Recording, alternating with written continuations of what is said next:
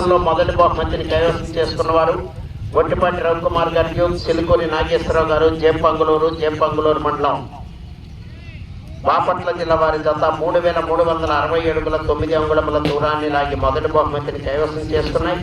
రెండవ బహుమతిని మేడిగ హర్షవర్ధన్ రెడ్డి గారు, పొట్లపాడు, కుర్చేడు మండలం ప్రకాశం జిల్లా వారి జత 3304 అడుగుల 3 అంగుళముల దూరాన్ని లాగి రెండవ బహుమతిని కైవసం చేసుకున్నాయి.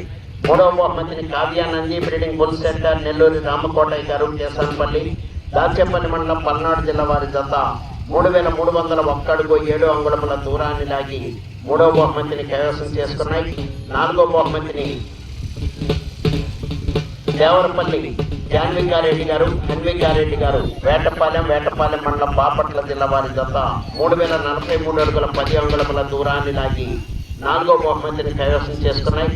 ఐదో బహుమతిని పొలగంటి శేఖనారెడ్డి గారు, జయసుందారెడ్డి గారు, పుచ్చనపల్లి, తాడేపల్లి మండలం గుంటూరు జిల్లా వారి జత 2962 అడుగుల 6 అంగుళముల దూరాన్ని లాగి ఐదో బహుమతిని కైవసం చేసుకున్నాయి.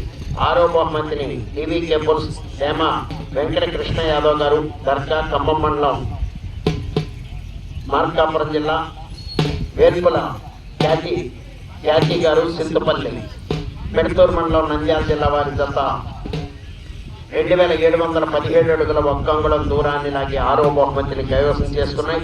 ఏడవ బహుమతిని గోర్ల బ్రదర్స్, గోర్ల శివనారాయణ గారు, రాజంపల్లి, దర్శి మండలం ప్రకాశం జిల్లా వారి మార్కాపురం జిల్లా వారి జత 2700 అడుగుల దూరాన్ని లాగి ఏడవ బహుమతిని కైవసం చేసుకున్నాయి.